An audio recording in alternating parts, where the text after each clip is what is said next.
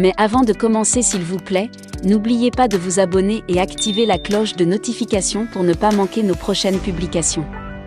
Top, c'est parti!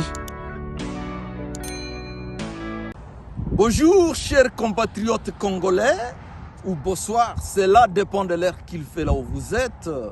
C'est encore bien moi, votre frère Jean-Marie Vianney Mopenda, congolais de père et de mère. Et comme tout congolais qui se respecte, bien que vivant à l'étranger, mon cœur et mon esprit sont toujours branchés à ma patrie natale, la République démocratique du Congo. Et je ne peux pas ainsi rester indifférent par rapport à ce qui s'y passe, à savoir la situation de l'insécurité, la situation de la guerre. C'est ainsi que aujourd'hui j'ai tenu à partager mon opinion avec vous, à savoir la nécessité que l'armée ougandaise puisse quitter le sol congolais. Et ce débat, ce n'est pas moi qui le commence. C'est un débat qui a déjà été commencé par le peuple congolais lui-même. Le 31 octobre 2022, le peuple de Goma, avec certains élus du peuple, avait marché contre l'agression rwandaise et avait réclamé que l'armée ougandaise quitte le sol congolais et que le gouvernement congolais puisse rompre les relations diplomatiques avec l'Ouganda. Et moi aussi, je soutiens cette proposition. Je réitère l'idée que le gouvernement puisse faire quelque chose le plus tôt possible. Et j'ai 4 éléments qui soutiennent ma proposition pour appuyer ceci. Le premier élément, c'est la révélation du journal Le Monde. Vous savez que cette année, les M23 ont pris Bunagana. Et tout le monde sait qu'il l'avait fait avec l'appui de l'armée rwandaise. La majorité des militaires du M23, bien que portant le nom des rebelles congolais, c'est en réalité des militaires rwandais. Alors, il n'y a pas que le Rwanda qui soutient les M23 comme le pense tout le monde, mais il y a aussi l'Ouganda, selon les révélations du journal Le Monde, un journal français qui n'est pas n'importe lequel. Que dit ce journal? Dans la nuit du 12 au 13 juin, les insurgés du mouvement du M23 Mars, un groupe armé issu d'une ancienne rébellion à dominante Tutsi, ont attaqué la partie congolaise de cette ville à cheval entre la République démocratique du Congo et l'Ouganda. Dès que j'ai attendu les premières explosions à l'aube, j'ai couru jusqu'à la douane pour me mettre en sécurité, explique l'étudiant congolais joint par téléphone. Une cinquantaine des soldats de la force de défense du peuple ougandais, UPDF, sont passés devant lui avant de traverser la frontière aux côtés des rebelles, affirme-t-il. Réfugié lui aussi à la douane, zone neutre entre les deux pays. Pendant l'offensive, Célestin a aperçu des hommes en uniforme qui portaient des bottes estampillées UPDF. Ils échangeaient avec le M23 grâce à des radios talkie-walkie, indique ces résidents de Bunagana. Pendant plusieurs heures, l'électricité a été coupée côté ougandais, rapportent des témoins interrogés par Le Monde pour faciliter l'attaque. Ici à Bunagana, le gouvernement ougandais ou l'armée ougandaise coupe l'électricité pour faciliter les M23 afin d'attaquer Bunagana. De l'autre côté, au niveau de Beni et de l'Ituri, l'armée ougandaise s'est dit aider l'armée congolaise pour éradiquer les EDF. Qui trompe qui? Soyons vigilants. Le deuxième élément, c'est le tweet de l'enfant de Museveni lui-même, le général Muhoozi. Le général Muhoozi. Et pour ceux qui peut-être ont oublié, c'est le général qui, les mois passés, était celui qui dirigeait les troupes au niveau de Beni de l'Ituri pour éradiquer les ADF. Lorsque ce général a reçu le message que le gouvernement du Kenya va envoyer des militaires au Congo pour combattre les M23, il avait mis le gouvernement du Kenya à garde. Qu'est-ce qu'il avait écrit? Parce que ce n'est pas moi, je n'invente pas, vous pouvez voir le tweet vous-même. Lui-même a écrit. Il a dit ceci.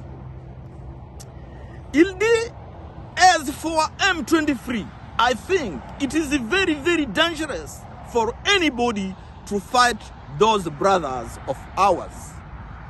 They are not terrorists, they are fighting for the right of Tutsi in DRC. Il dit ceci. Étant donné que les M23 sont nos frères, ils ne sont pas terroristes. Ils sont en train de se battre pour les droits de Tutsi en RDC. Il est très dangereux pour quiconque. Deuxième élément. Maintenant, le quatrième élément, c'est celui qui vient confirmer ce qui est en train de, ce qui vient d'être dit ici. Aujourd'hui, cette année, si nous ne voulons pas citer ce qui s'est passé les années passées, si on prend seulement cette année 2022, où nous avons eu la soi-disant aide de l'armée ougandaise, les massacres des populations s'est poursuivi par des terroristes. On a même attaqué l'hôpital de, non, la prison de Kakwangura Butembo, où des terroristes ont été libérés par leurs frères terroristes. Il y a des centres de santé qui ont été incendiés. Il y a des véhicules, plusieurs véhicules de commerçants ont été brûlés.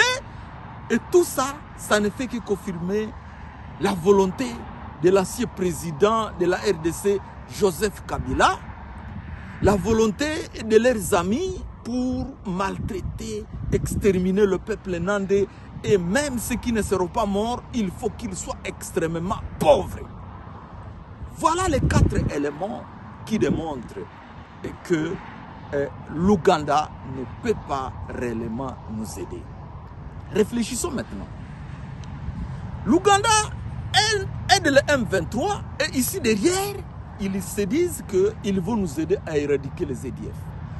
Comment une personne peut envoyer ses enfants pour vous piller, violer vos enfants, tuer vos enfants, piller vos richesses devant? Et derrière, il vient, il vous dit, je vais vous aider à combattre vos ennemis. Non, mais c'est clair. Il y a des choses pour prédire, vous n'avez pas besoin d'être prophète. Ici, les choses sont claires. Cette personne-là qui vous propose l'aide de vous aider pour combattre ses propres enfants, c'est pour qu'à un moment donné, quand l'occasion sera propice, ces enfants vont vous attaquer par devant, lui aussi va vous attaquer par derrière, pour qu'on puisse vous anéantir une fois pour toutes. Et c'est ça la scène qui va se dessiner devant.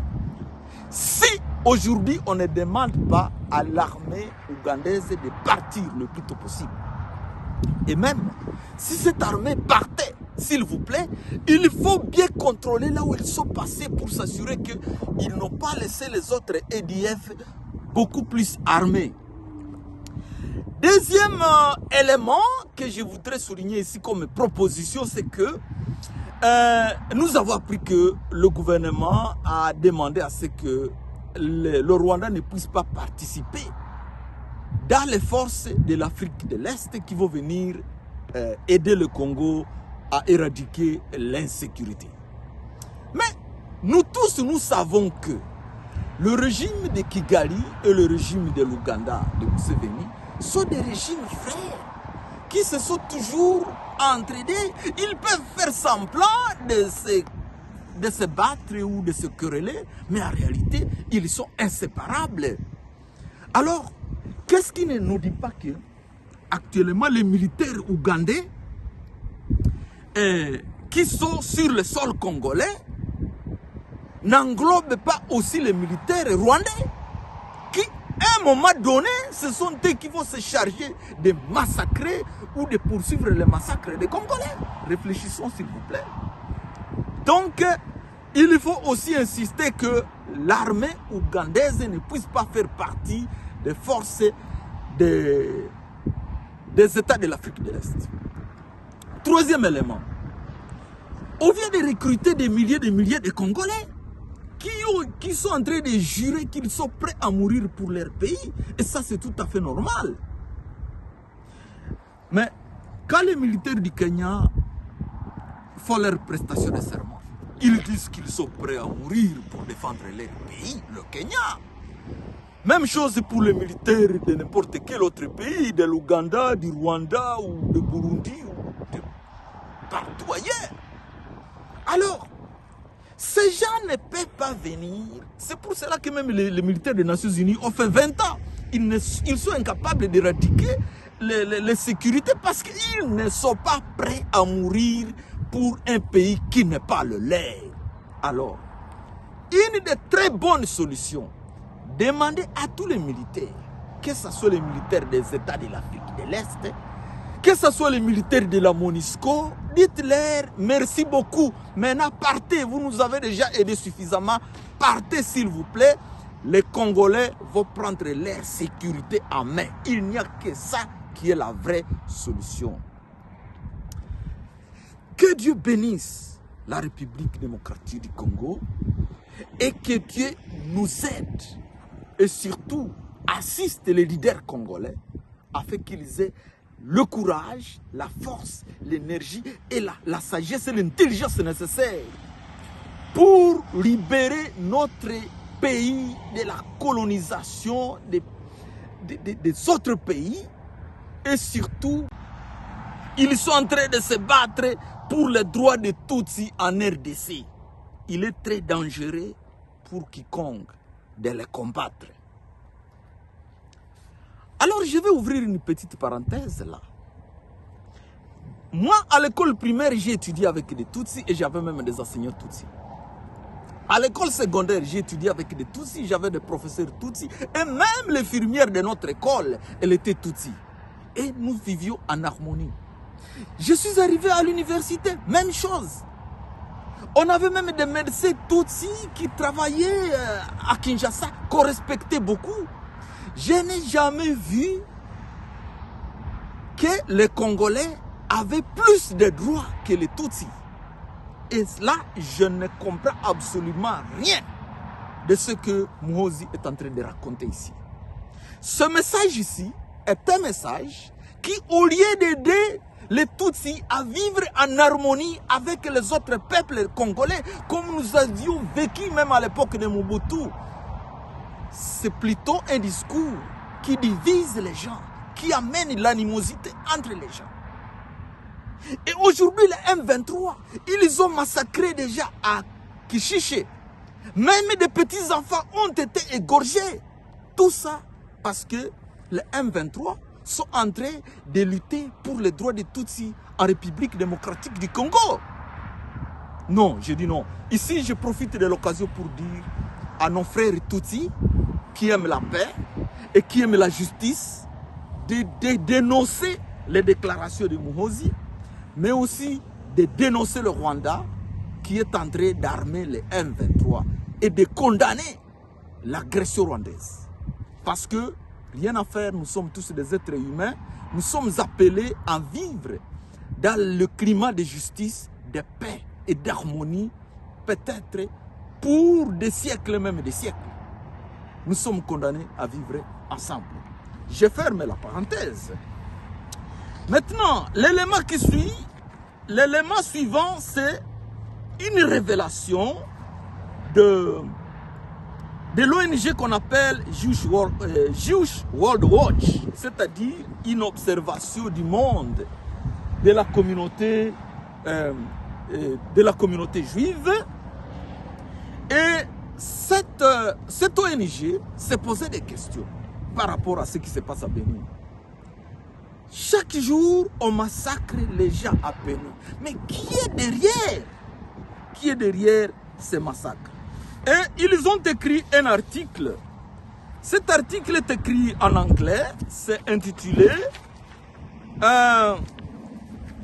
The killings in Beni. Who is really behind the atrocities? Les tueries à Beni. Qui est réellement derrière ces atrocités? Alors, à la page 4 de cet article, il nous révèle ce qu'ils ont trouvé. Et qu'est-ce qu'ils ont trouvé?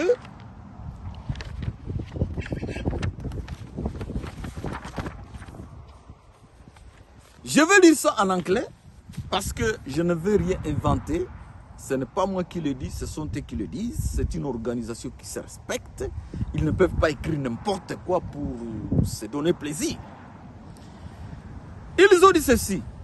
There is mounting evidence to suggest that Kabila, together with Kagame and Museveni, want to withdraw northeastern Congo from Nandi people, replacing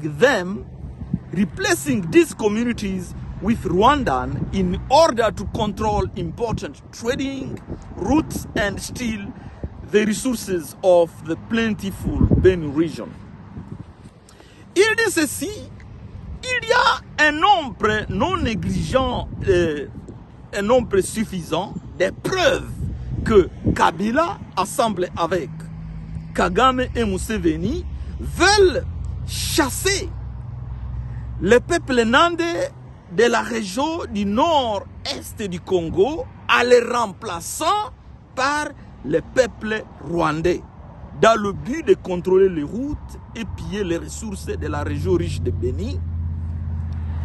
Et ils ajoutent, if there is really need to identify the head of the alleged ADF in Beni, it is Mr. Joseph Kabila, otherwise called the President in Office of the Democratic Republic of Congo. Et il dit ceci, s'il y a un besoin d'identifier le chef des terroristes ADF à Beni, c'est bien Joseph Kabila, le président de la République démocratique du Congo. Ah, donc c'était à l'époque où Joseph était encore président du pays. Et dans ce même article, à la page 2, il nous faut une autre révélation. Un jour, le président Joseph Kabila, dans une réunion avec des ministres, il avait déclaré ceci. Je vais lire ça en anglais encore et je vais traduire en français. Il a dit ceci. I hate these Banande.